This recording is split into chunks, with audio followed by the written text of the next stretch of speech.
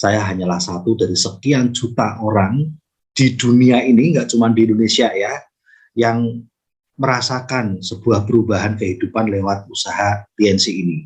Karena prinsipnya adalah jika kita berjalan di jalan yang sama, ya pasti akan tiba di ujung yang sama juga. Dan perubahan hanyalah dimiliki oleh orang-orang yang memiliki impian. Mulai dari yang bersifat materi sampai yang non-materi. Seperti misalnya perubahan status, itu kan bukan materi ya. Misalnya dari jomblo jadi punya pacar, ya kan? Dari pacaran jadi pengen menikah, dari menikah punya anak. Sebenarnya hal-hal itu bukan materi yang diomongin, tapi sebuah perubahan status. Namun itu juga orang harus punya impian loh, karena kalau tidak punya impian di situ juga perubahannya mungkin tercapai, tapi disetir orang lain yang menentukan. Impian adalah sebuah keputusan di mana kita akan mengubahnya lewat apa yang sudah kita desain, keputusan di tangan kita, itu namanya impian. Dan impian membuat seseorang berani membayar harganya. Ngomong tentang TNC, Bapak Ibu, tadi seperti yang sudah dijelaskan sama Bu Nuraini, itu juga ngomongin tentang sebuah perubahan, tapi di tangan kita. Bukan di tangan orang tua, bukan di tangan mertua, pasangan, bos, majikan, anak, tidak. Benar-benar di tangan kita. Namun jangan salah, impian itu tidak bersifat egois. Impian yang ada di tangan kita pastinya juga menyangkut orang-orang yang kita sayangi, ya, menyangkut anak kita, pasangan kita, orang tua kita. Nah, pertanyaannya adalah apakah hidup kita hari ini sudah seperti impian kita? Apakah pekerjaan kita memang itu keinginan kita? Atau bahasa klise, nggak ada pilihan lain. Nah, jangan lagi pernah ngucapin kalimat klise itu, teman-teman. Itu kalimat kuno, usang, basi. Tidak ada pilihan. Kita semuanya punya pilihan. Hanya saja kita harus nebus harga pilihan kita. Orang-orang yang kebanyakan bilang tidak punya pilihan, sebenarnya hanya masalah tidak mau nebus harga dari pilihannya. Kalau kita bicara tentang kondisi kehidupan kita saat ini, sebenarnya masalah COVID itu tidak lagi punya dampak besar dalam aktivitas kita sehari-hari. Kalau dalam dampaknya bagi pemilik usaha mungkin masih ada dampaknya walaupun sekarang sudah pulih, namun kerugian yang dialami selama 2 tahun pandemi ya jelas berdampak ya. Tapi sudah bisa dikatakan pulih lagi. Sekolah sudah buka, hanya ditutup saja kalau ternyata ada yang kena COVID gitu ya. Ya sudah tutup, paling tutup 2 minggu nanti buka lagi gitu ya. Namun di Indonesia sendiri pukulannya sekarang adalah pukulan BBM naik, membuat semua harganya jadi naik. Saya kasih contoh Bapak Ibu. Dulu kami ngisi bensin mobil itu pakai uang cash. Sekarang kalau pakai uang cash nggak muat dompetnya. Tanggal 5 September kemarin kami ngisi full Pertalite, Pertamax, jangan Pertalite ya. Pertalite kan subsidi untuk warga miskin tidak mampu, ya. Jadi ya kita Pertamax lah harusnya, jangan ngambil jatahnya orang yang dibantu negara. Tanggal 5 September 749.000. 5 September. Yang biasanya kami ngisi bensin pakai cash, biasanya 400-an ribu gitu ya. 500 lah, wah jarang 500, 400-an ribu. Sekarang 742.000. Jadi nggak mungkin pakai uang cash. Kita pakai debit gitu ya. Nah, lalu kita ngisi bensin yang kedua, karena mobilnya kan dipakai terus ya, antar jemput anak doang gitu. Semoga jelas. 13 September, jadi hanya 8 hari kemudian ya kita isi bensin lagi, jumlahnya 835.000. Nah, hanya dalam waktu 8 hari, ya memang betul kita 8 hari itu ngisi bensin lagi, 8 hari ngisi bensin lagi gitu ya. Nah, yang biasanya 400-an ribu, jadi 749.000. Lalu seminggu lagi, ngisi lagi, seperti biasa, full tank lagi, 835.000. Biasanya sih 400-an ribu, 500 ribu. Nah, gimana tuh? Harusnya kami ikut demo dong. Kenapa? Gak cuman bensinnya naik, ya listrik, ya sembako, ya uang pulsa, ya wifi, ya semuanya, uang sekolah, baju, pensil, semuanya. Harusnya kami ikut demo. Tidak. Karena kami tidak bergantung dari gaji orang. Kami nggak bergantung dari upah negara. Karena lewat TNC ini, kami yang menentukan sendiri berapa penghasilan kami.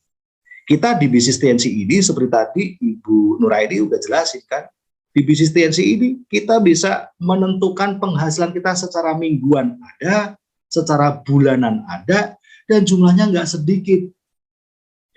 Jangankan untuk ngomong keperluan harian, bulanan. Wong kita juga bisa untuk mewujudkan impian-impian kita kok.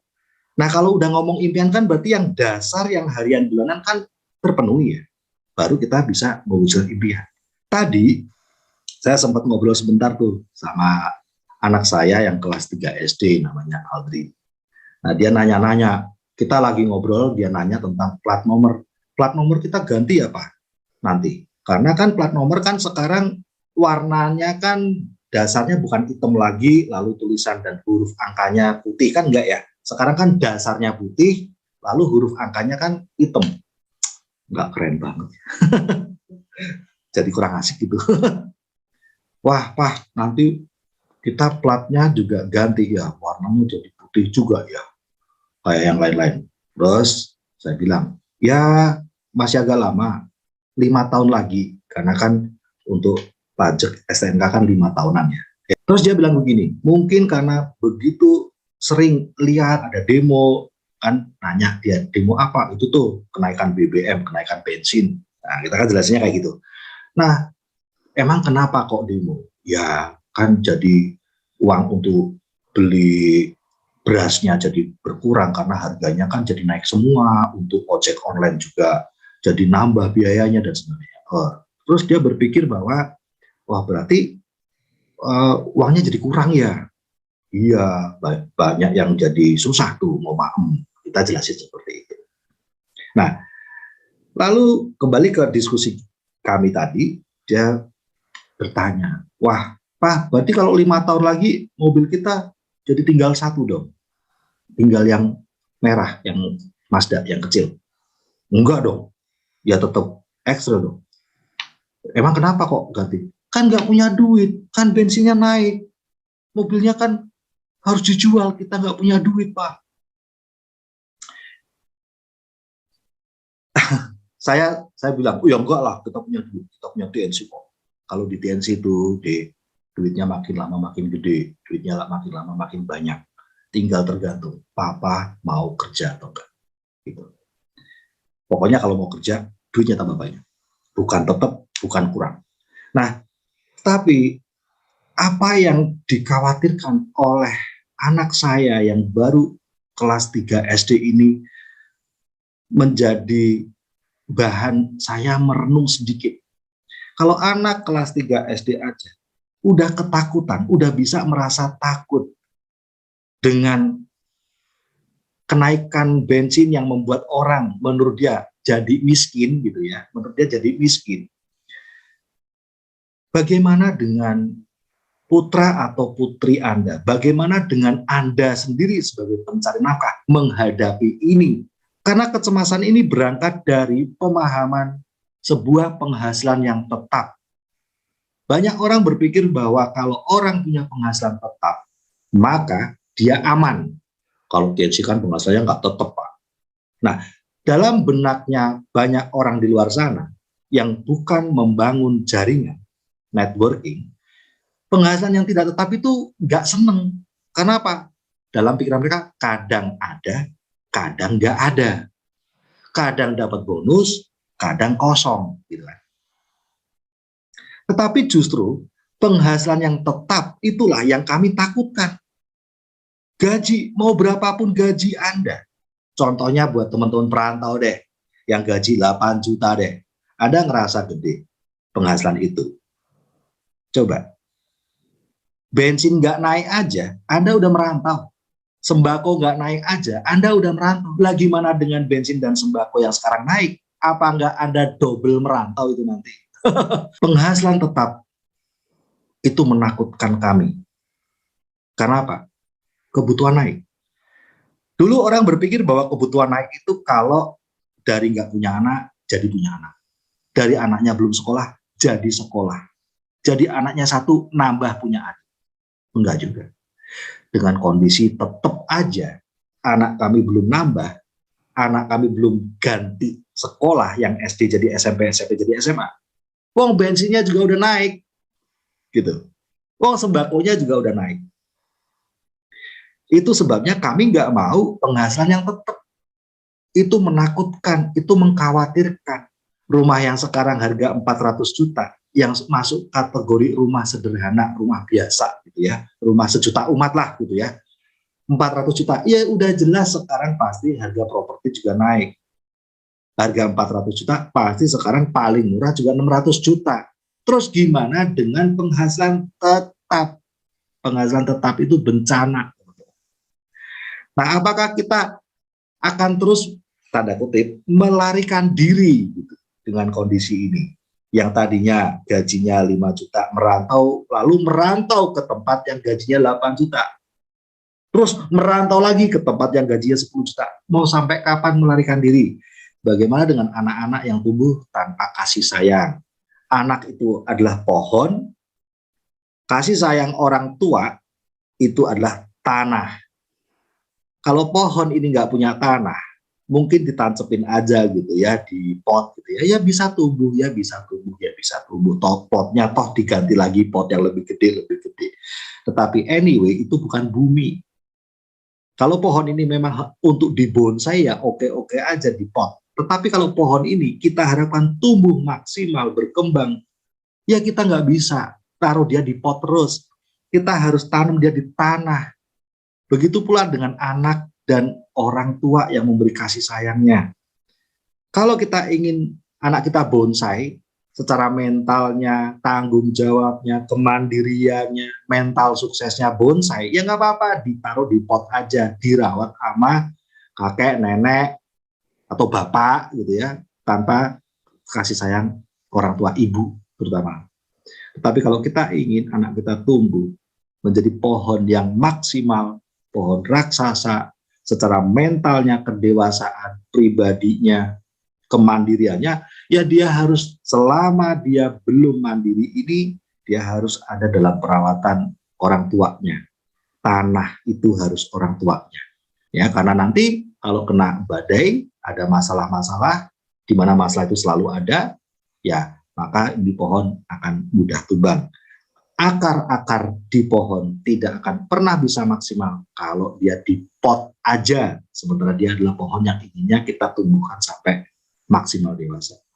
Bagaimana dengan rekan-rekan yang sekarang mencari solusi lewat pekerjaan yang konvensional, pekerjaan dengan gaji ataupun usaha-usaha bisnis, apakah bisa ngejar ya antara penghasilan dari gaji ataupun dari usaha-usaha itu, warung, rumah makan, apakah bisa ngejar dengan kenaikan sembako, BBM, listrik, semuanya bisa ngejar nggak?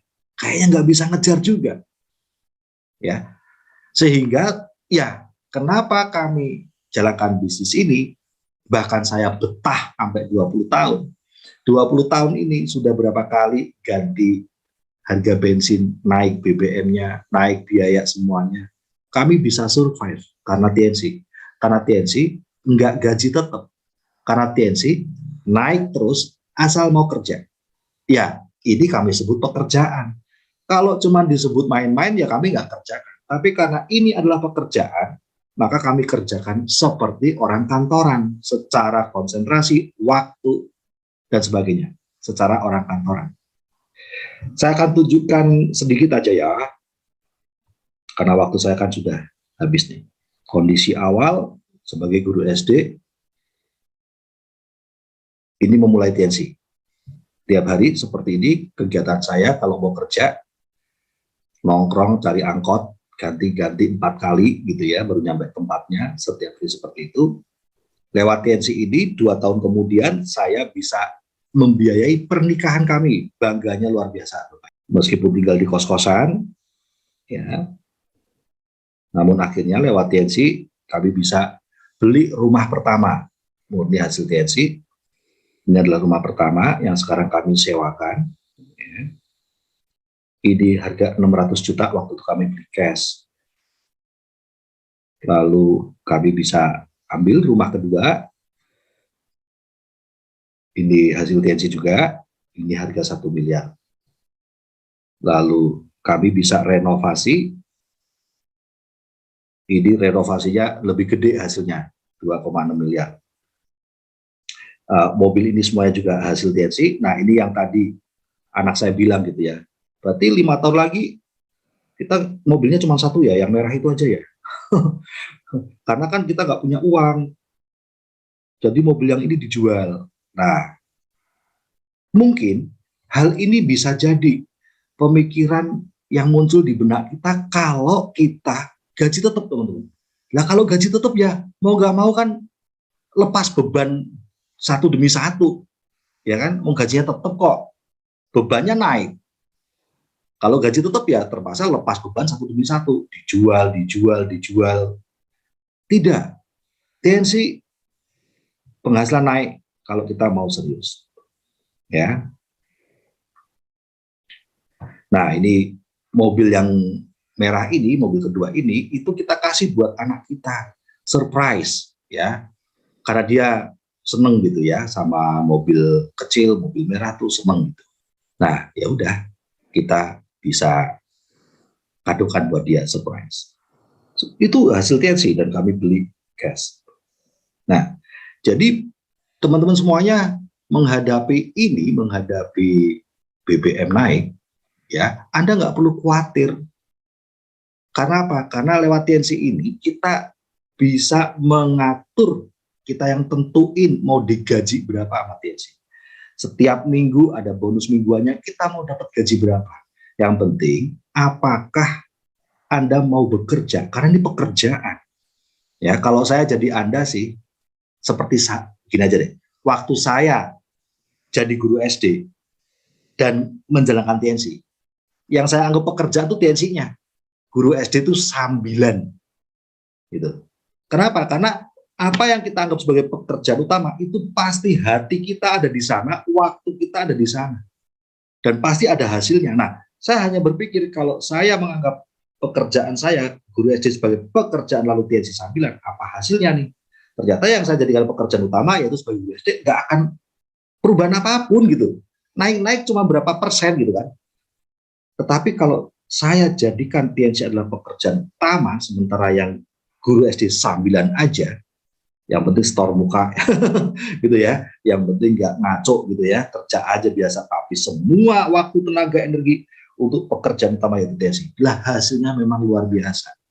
Saya percaya kita semuanya akan bisa menghadapi kenaikan BBM, kenaikan sembako, kenaikan properti, kenaikan apapun itu, kalau kita kerjakan dengan serius usaha ini. Karena penghasilan akan terus naik, berbeda dengan gaji, seserius apapun, ya gitu-gitu aja. Tetap namanya juga penghasilan tetap, gitu ya.